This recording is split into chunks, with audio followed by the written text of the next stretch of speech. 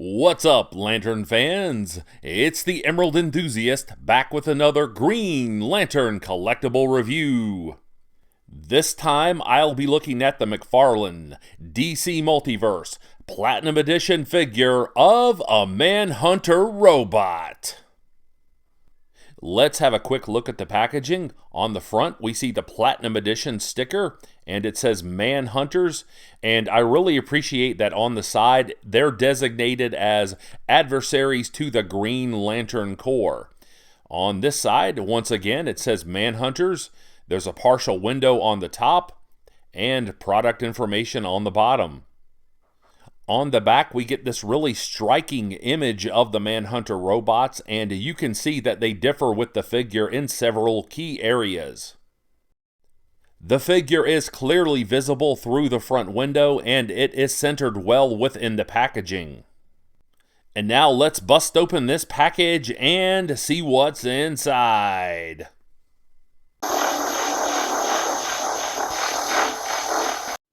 The figure comes with this trading card of the Manhunter robots. On the back, we get this brief bio of the Manhunters. I'll put a close-up of this at the end of the video if you would like to read it. Per usual, this figure also comes with this round, solid black DC logo peg base. In addition to those, the figure also comes with this battle-damaged face that fits easily onto the head sculpt, as well as these booster rocket effects that fit into the figure's feet. No man escapes the Manhunters. Death to the Green Lantern Corps. These are the familiar mantras of these Green Lantern villains, and Green Lantern fans should be very satisfied with this McFarlane release. Although this is a solid effort overall, I do have some criticisms of this figure, so let's have a closer look at the loose details now. Let's have a look at the lower body now. And I do appreciate how metallic this paint is, although I would have preferred a lighter shade for the lower legs. And there's also a great deal of sculpting here. Usually I'd say that that's a positive, however, I don't think that the Manhunter robots need a complicated design. Whether it's in comics or in animation, they usually have a smooth look, and although I do appreciate this red color choice, I wish there were less sculpting in this particular instance. Now let's have a look at the torso. And once again, there's plenty of skillful sculpting here. However, as you can see, it just looks a little too organic. The abdominals are very defined, and there are striations in the pectorals. I think that the back looks a little better. You can see that that has a more mechanized appearance. I wish that this torso looked a little more like the cyborg torsos that we've seen from McFarlane. Now let's have a look at the arms, and I appreciate what has been done here. These look humanoid, but they don't look like actual living muscle tissue. I would have preferred just a little green paint on the forearms somewhere to suggest the type of emerald energy that the Manhunters run on. However, I really do like these shoulder pieces. These are flexible enough to not hinder the butterfly shoulder joints, and I really appreciate that.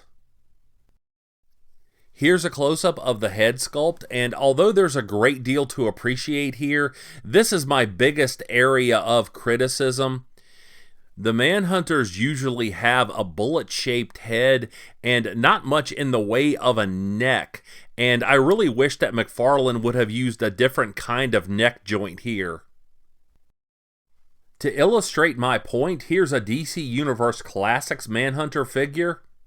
And had McFarlane chosen a head shape like this, it not only would have been more comic accurate, it may have been a little cheaper for them to produce. As you can see, the face pops off of the head sculpt. And here's a look at the battle-damaged face, and the paint applications here are magnificent.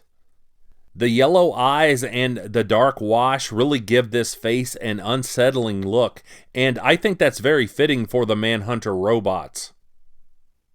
Now let's have a look at articulation. The feet move backward and forward at the ankle joint. There's not much in the way of pivoting. However, there are double jointed knees, and you can get the figure into a deep running pose. The figure kicks forward this far and steps back this far, and that is impressive. These ratchet joints in the hips allow for a full spread, and that is quite impressive. There's some swiveling in the waist, although the upper torso swivels to a much greater degree. There's rotation at the wrists, and these double jointed elbows work very well, as you can see. I was a little surprised that this figure does not have bicep swiveling. However, I think that's due to the design of the shoulders.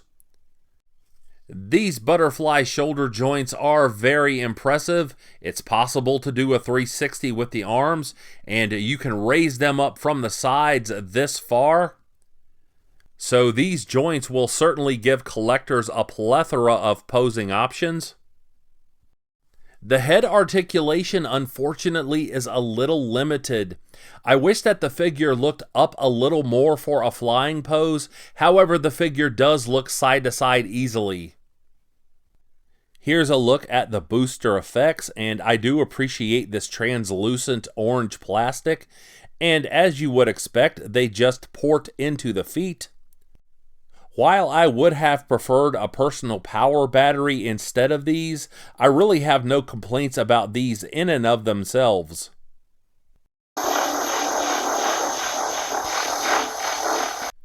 Like and subscribe if you enjoyed this review, and don't forget to tell all of your friends about this channel. I would certainly appreciate it. And I'll be back with more Green Lantern content soon. But until we meet again, this has been the Emerald Enthusiast, and thanks for watching.